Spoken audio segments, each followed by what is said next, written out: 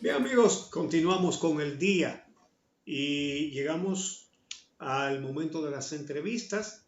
Hoy completamos el ciclo de las entrevistas a los candidatos eh, a la senaduría del Distrito Nacional y nos place recibir a Faride Raful, la candidata del PRM a esa representación. Muy buenos días, Faride. Muy buenos días, don Uchi. Para mí es un honor estar, aunque sea virtual, con ustedes. Bueno, ya tú eres legisladora, eres diputada y quisiéramos que nos digas cuáles son tus principales propuestas legislativas. Si ganas la senaduría del Distrito Nacional, ¿qué es lo que te propones hacer en representación de sus habitantes? Bueno, primero que nada, nosotros hemos dividido estas propuestas en tres ejes fundamentales. Número uno, el primer eje es el eje de tratar de trabajar por una República Dominicana mucho más productiva. El segundo eje es tratar de trabajar por una República Dominicana más transparente y el tercero, una República Dominicana de más derechos. En el primer eje, que tiene que ver con el tema de la productividad de la República Dominicana, entra parte de los tópicos que hemos trabajado desde la Cámara de Diputados, como la reorganización de la administración pública, que plantea un esquema de fusión, de eliminación de entidades que cumplen o que hacen una duplicidad de funciones en el esquema administrativo y que sin embargo manejan presupuestos millonarios anualmente con un poco muy bajo impacto dentro del sector que tienen que trabajar. Entonces, si queremos una República Dominicana más productiva, tenemos que hablar de un país que pueda manejar mejor la calidad del gasto y que parte de los recursos que destinamos ahí, que aprobamos todos los años en el Congreso Nacional, puedan ir a otros sectores que realmente lo necesitan o a tecnificar a un personal distinto en áreas donde la sociedad lo requiere. Comenzamos ahí a hablar de la productividad, en la calidad del gasto, en la reorganización de un esquema de administración pública mucho más eficiente, donde el ciudadano se sienta más representado. Nosotros iniciamos esto con un proyecto de ley en la Cámara de Diputados que ha dormido el sueño eterno en la Comisión de Administración Pública. Ahí mismo, dentro del eje de productividad, tenemos que fomentar y realizar incentivos al sector privado para que sea el principal generador de empleos en la República Dominicana, porque el gobierno se ha convertido en el principal empleador en los últimos años. Entonces eso ha impedido o ha monopolizado todo lo que tiene que ver con el mercado laboral. Y lo que tenemos en este momento es una gran cantidad de personas preparadas en profesiones que no saben cómo insertarse en el mercado laboral formal, que van a la informalidad y que hacen del sistema productivo nacional que la mayor parte de los trabajadores en la República Dominicana pertenezcan a ese sector y se encuentren desprovistos de todo tipo de derechos, tanto a nivel de seguridad social como a nivel de salud. Estamos hablando que más del 53% de la población dominicana pertenece al sector informal. Y eso nosotros tenemos que comenzar a regularlo, primero para tener una mayor recaudación y una sociedad que proteja más a los ciudadanos que ejercen día a día la labor de sobrevivir en un estado tan desigual. En segundo lugar, hemos hablado de una República Dominicana mucho más transparente. Y ahí sí entra parte de lo que hemos venido trabajando también en la Cámara de Diputados, que ahora lo haríamos desde el Senado de la República, con el tema de poder de ir desmontando poco a poco, antes de abocarnos a una posible reforma constitucional, ir desmontando poco a poco el poder absoluto que tienen algunas instituciones en la República Dominicana que impiden la celeridad de los procesos en la persecución del delito y que también trata trabas dentro del sistema para nosotros garantizar menos impunidad. El caso de la Procuraduría General de la República, que encabeza no solamente al Ministerio Público, sino también al INASIF, que es quien genera las pruebas. También el tema de las prisiones debe comenzar a irse desmontando. Que el INASIF sea un lugar técnico, independiente, donde se hagan las investigaciones de las pruebas y las pesquisas que se encuentren en el lugar de los hechos o en las investigaciones que está llevando a cabo el Ministerio Público, pero que no dependa todo del mismo persecutor.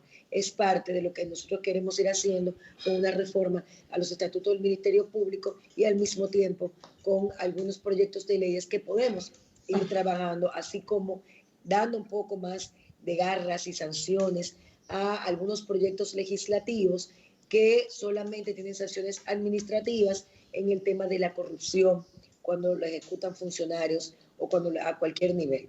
Y en el tema de una República Dominicana de mucho más derechos, hemos planteado que tenemos que sentarnos en este nuevo Congreso que inicia a partir del 16 de agosto, que yo sé que va a ser un Congreso más plural, más abierto, más democrático, de mayor representación, irnos a sentar a revisar las reformas estructurales que hicimos hace 20 años. Estoy hablando de la reforma a la seguridad social, la reforma a la ley de salud, la reforma al sistema educativo, porque tenemos que replantear, tenemos que hablar de viviendas, tenemos que replantearnos qué ha pasado en estos 20 años, cuáles han sido los pasos de avances, porque hemos tenido evidentemente algunos avances en materia de derechos, pero donde nos hemos quedado con una gran deuda social por no aplicar la ley y por qué no se ha aplicado. Si tenemos que responder a nuevos estándares para poder garantizar derechos, que creo evidentemente que sí, es algo que la pandemia ha puesto en evidencia, como el tema del teletrabajo, que tiene que ser incluido en el debate y que tiene que ser regulado, porque el tema del aprendizaje a distancia también, que en estos momentos nos plantea también un gran desafío por la brecha digital que existe, son los temas que a partir del 16 de agosto, lo que yo he denominado el Congreso del Cambio, tienen que ser abordados y tiene necesariamente los primeros 100 días declararse el Congreso en sesión permanente para comenzar a trabajarlos y en los 3 años subsiguientes poder ya trabajar en las reglamentaciones para que sean ejecutadas lo más pronto posible. Faride. Sí. Faride, en relación a este eje último que planteabas de una República Dominicana con más derechos, tú señalaste que uno de los temas que tienes pendientes a trabajar en términos legislativos es el de la seguridad social. Hay una discusión intensa que se está dando en estos momentos con relación al adelanto, al desembolso de un 30% de las AFP, de los fondos de pensiones. Me gustaría conocer, primero, cuál es tu posición con relación a este tema de manera específica, pero sobre todo, ¿qué planteas para que en la reforma de la seguridad social se mejore las pensiones en nuestro país? Y en términos generales, ¿qué otros aspectos entiendes son importantes reformar en la seguridad social, no solo en el fondo, no solo a nivel de pensiones, sino a nivel de salud? Mira, es sumamente interesante el tema porque, como tú dices, lo que se ha planteado Javier, es la disponibilidad del 30% del dinero de los afiliados para un completivo de 3 meses, para que pudieran tener acceso debido a la pandemia y a la suspensión que se ha venido dando. Pero eso es para los empleados formales. Y la gente tiene que entender que para los empleados formales estamos dejando fuera la protección, como dije anteriormente, de más del 53% de la población que pertenece al sector informal. Eso es uno. En segundo lugar, yo creo que el tema es más profundo de ahí, que no podemos dejarlo solamente ahí porque no resuelve ni tiene un impacto a largo plazo para el afiliado. Aquí tenemos que sentarnos a sincerizar realmente la factibilidad financiera del sistema de capitalización individual y el nivel de protección que se proyecta va a dar a los afiliados que van a comenzar a recibir esos beneficios de sus ahorros en 7 años. Y hemos visto con preocupación qué ha pasado en otros países también con el sistema de capitalización individual. Entonces yo digo siempre, vamos a sincerizarnos, porque el Estado, el Congreso, en el caso nuestro donde pertenecemos y queremos seguir perteneciendo, tiene que ser el garante de derechos, tanto del sector empleador como del trabajador. ¿Qué ha pasado? Que la mayor parte de las discusiones que se han suscitado en los últimos años respecto a la seguridad social y a lo que ha venido fallando, o al sistema de salud o al tema laboral en la República Dominicana, se ha visto detenido porque se ha visto una falta de voluntad política que tenga incidencia en el diálogo. Entonces tenemos que sentar. Tiene que ser un diálogo tripartito, pero con la voluntad definitiva de llegar realmente a la solución y llegar a lo profundo del asunto. Analizar el sistema de capitalización individual, analizar los aportes de los afiliados en un país donde los sueldos son muy bajitos, donde los que más ganan o ganamos no estamos dentro del sistema de capitalización individual, donde hay una alta evasión y ilusión también impositiva desde el Estado Dominicano. Desde el Estado Dominicano, que es uno de los principales deudores de la TCS. Ojo con eso. Desde todo ese sistema tenemos que volver a sentarnos y decir, y creo que estamos en la mejor oportunidad antes de que entre la posibilidad de que comencemos ya a tener las exigencias de los afiliados del sistema para recibir sus pensiones, de que pongamos todo sobre la mesa y digamos los cambios que tenemos que hacer. No es el 30% solamente, es mucho más profundo de ahí. Las AFP, los afiliados y el Estado Dominicano, desde el Congreso Nacional, es que tienen que comenzar a trabajar el tema. Por eso dije, en los primeros 100 días, desde el 16 de agosto, debe declararse en sesión permanente, porque sí lo que da mucho temor, y yo creo lo que inquieta mucho a las personas que pertenecen al sistema de capitalización individual. Número uno es a veces el desconocimiento del complejo sistema que creamos. Número dos, que no ha entrado en vigencia, no saben cuáles son las proyecciones del dinero que van a recibir cuando decidan jubilarse o pensionarse, cuando les toque. Y eso crea angustia y es totalmente legítimo y válido. Y número tres, la cantidad y la factibilidad financiera que se tiene dentro del Estado en el manejo de esos fondos directamente con las AFP. Faride, tú te has destacado como diputada exigiendo en la Cámara transparencia al Poder Ejecutivo en una cantidad de cosas.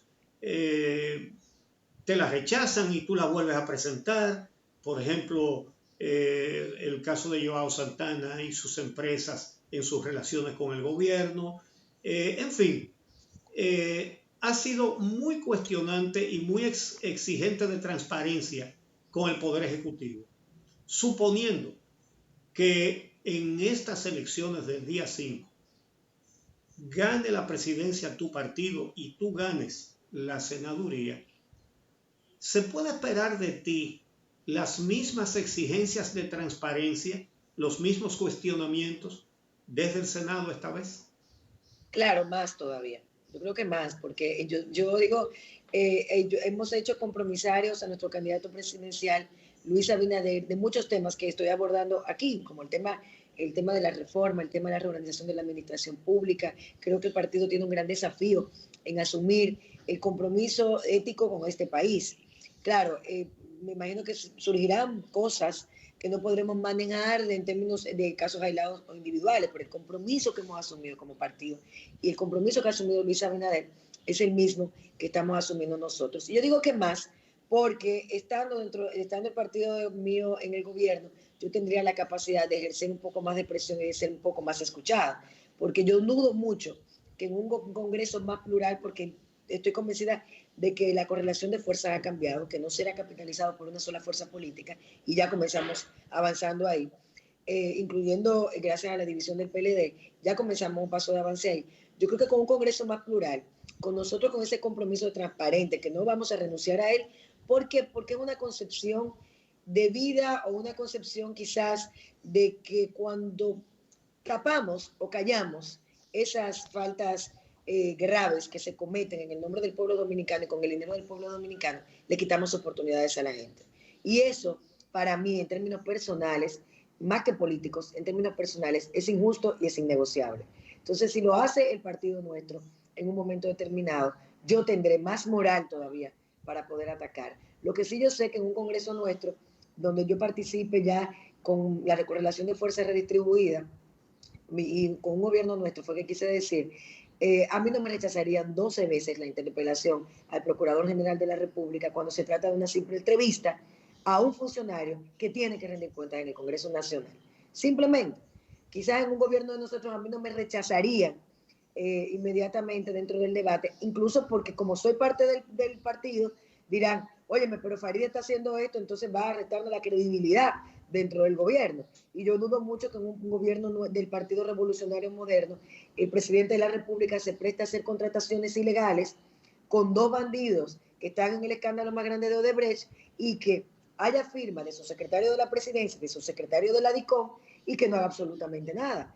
porque eso sería respetar primero la labor del legislador, que es a lo que estamos apostando, afianzarla, a que el Congreso se convierta en el primer poder del Estado, y en segundo lugar, con mi capacidad de obstinación frente a los temas, yo creo que podríamos lograr muchas cosas. Y ese es el aporte que queremos dejar en este país, que la gente sepa el rol que tiene cada poder del Estado, cómo debe ejercerse, qué debe exigirle a las personas que pertenecen a esas instituciones de manera temporal, porque nosotros somos servidores públicos coyunturales, unos más que otros. Las instituciones quedan, los hombres pasamos, las mujeres pasamos, en la historia, esa es la vida. Que la gente sepa que reclame sus derechos y que podamos ser garantes de esos derechos, que no tengamos una justicia donde tengamos departamentos que coleccionan querellas acerca de querellas y denuncias de escándalos de corrupción, como es el PEPCA. Yo creo que en un gobierno del Partido Revolucionario Moderno, o por lo menos yo como senadora, tendría la posibilidad de ejercer más presión que la que he hecho ahora con mejores resultados. Cada vez más en distintos países del mundo, en distintas democracias, los congresos juegan de forma más activa esa labor de control y de fiscalización a la que tú haces referencia, y que lamentablemente acá en el país, si no es por la participación de algunos legisladores de manera particular, como es tu caso, pues esa labor no se asume. Ahora bien, para comenzar con este rol, es importante el desempeño de los legisladores frente al conocimiento de piezas como el presupuesto nacional, donde a pesar de los cambios y reformas que ha habido en el país, uno no siente que el Congreso y la Cámara de Diputados ni el Senado ha jugado el rol de revisar, de estudiar, de hacer propuestas diferentes para tener unos presupuestos que contribuyan a mejorar la calidad de vida de la gente en nuestro país. Con relación a este tema, ¿tiene alguna iniciativa que permitan fortalecer ese rol del Congreso, no solo en el conocimiento del proyecto de ley o la iniciativa de ley, sino en el seguimiento y la fiscalización de la ejecución presupuestaria del gobierno dominicano, del gobierno central?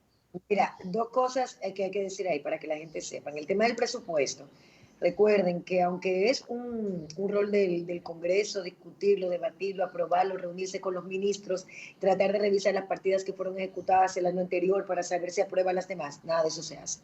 Allá se crea una comisión bicameral y llega el presupuesto hecho del Palacio y listo y servido. Se hace una especie de manejo de allante ahí bicameral, de que así estamos discutiendo, pero no hay ninguna modificación. Eso funciona así. Ahora, que no debería de ser, con las regulaciones que tenemos y con la facultad que nos da la Constitución de la República, debemos y tenemos toda la posibilidad de comenzar a hacer los cambios necesarios en ese presupuesto general de la Nación.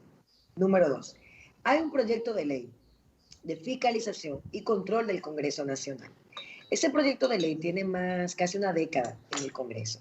Es un proyecto de ley que viene a reforzar la capacidad de fiscalización y control que tiene el Congreso como primer poder del Estado frente al Poder Ejecutivo, porque el Congreso fiscaliza y controla al Poder Ejecutivo. Es un proyecto de ley muy completo. En estos 4 años que estuvimos en la Cámara de Diputados, como miembro de la Comisión de Justicia, nos tocó estudiarlo, modificarlo, debatirlo. Lo aprobamos en la Comisión de Justicia. Cuando llegó al hemiciclo, el hemiciclo no quiso aprobarlo. Y volvieron y lo mandaron a la comisión para que se durmiera, que es lo que pasa siempre con los procedimientos legislativos cuando uno quiere que se apruebe un proyecto determinado que no entra al debate. Porque al PLD, en ese momento, no les interesaba. Recuerden que el PLD estuvo compacto hasta octubre del 2019. Ese PLD no le interesaba que ese proyecto de ley fuera aprobado. ¿Por qué? Porque había un control y un manejo que se iba a dar donde la oposición política iba a tener una mayor participación para que, por ejemplo, las interpelaciones que hemos solicitado, las entrevistas con los funcionarios, no fueran solamente opcional, sino que tuvieran la obligación de ir, pese, por ejemplo, a consecuencias de otra índole. Todo eso está en ese proyecto. Ese proyecto todavía está en el Congreso Nacional, tiene que volver a ser reintroducido para poder darle mayor peso específico a las labores del Congreso. Recuerden que donde más ha fallado el Congreso Nacional en los últimos años precisamente la labor de fiscalización. y en la labor de representación, porque se ha limitado a representar solamente las comunidades desde el punto de vista de las ayudas sociales que recibe y no desde ser la voz de algunos sectores que necesitan tener la voz allí para poder hacer legislaciones que impacten colectivamente, pero sobre todo sectores en específico, ¿verdad? Entonces, por ejemplo, en el de 2010, y yo lo recuerdo siempre, el 2016, que fueron 6 años de que duró ese periodo legislativo, hubo un solo informe disidente, que a partir de un informe disidente de un miembro de una comisión es donde se generan los debates para tratar de edificar al Pleno de que no se está de acuerdo con un proyecto que se está aprobando. Un solo informe en 6 años, un solo. Solamente nosotros, en la Cámara de Diputados, en estos casi 4 años, hemos sometido 11 prácticamente, de proyectos que han llegado, que los colectivos hemos estudiado, pero no hemos estado de acuerdo. O sea, la labor de fiscalización del Congreso sigue siendo totalmente débil y precaria. En el Senado, ni hablar. Farideh, se nos acaba el tiempo. Te vamos a pedir una respuesta breve. Hoy va el presupuesto complementario. Hoy va el presupuesto complementario a la Cámara de Diputados, que tiene una cantidad de detalles como el hecho de que les reducen los recursos a agricultura y a turismo, pero le aumentan a la presidencia, a la Cámara de Diputados y de una manera ostensible a obras públicas, recursos que no le dan a salud pública. ¿Qué va a hacer la oposición? Y no digo ya el Partido Revolucionario Moderno, digo oposición porque son los que pueden tener una mayoría que se la pueden variar como se la variaron el viernes. Pero, ¿cuál será la posición de ustedes? Tratar de modificar en el Pleno parte de esas partidas, recordarle, don Uchi, que esto lo hacen todos los años, que este presupuesto, lo que es un presupuesto complementario, es otro presupuesto, porque se tiene que modificar la ley de presupuesto para aprobar esta, no es complementario. Eso ellos lo tienen diseñado desde antes. Y todos los años hacen lo mismo. Le dan más recursos económicos a la presidencia, incluso se han aprobado proyectos donde hemos levantado la voz, que le dan facultades por encima de la Constitución a la propia presidencia para que haga algunas modificaciones. Y ahí están los debates que hemos tenido en la Cámara de Diputados. Volvemos hoy, en este tramo final, a oponernos, a modificar, a levantar nuestra voz, porque realmente ninguna de esas partidas que se han modificado todos los años, en lo que ellos han sacado también para unas cosas, por lo que yo decía ahorita, la calidad del gasto, como nadie la fiscaliza, ellos lo que hacen es modificaciones y la llevan a donde ellos quieran sobre la base de las ayudas que quieren dar, pero realmente es un manejo de fondos que ellos van a tener que nadie, absolutamente nadie, sabe en qué se gasta. Lo que sí sabemos es que se le quita salud, que se le quita educación, que se le quita agricultura y se traspasa a el manejo discrecional del Palacio. Eso es gravísimo, tienen 3 años y pico, lo que yo tengo ya haciéndolo anualmente, siempre nos hemos opuesto. Vamos a ver si como la correlación de fuerza ahora es distinta, si la presencia de los congresistas nos da, porque es importante, para poder detener este presupuesto o modificarlo y remitirlo al Senado nuevamente, porque dependerá mucho también de la presencia de lo que por la mayoría que se necesita. Bueno, muchísimas gracias Farideh, por tu participación.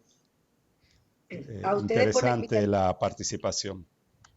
A ustedes por la invitación. Bueno, gracias a ti. Gracias, Farideh.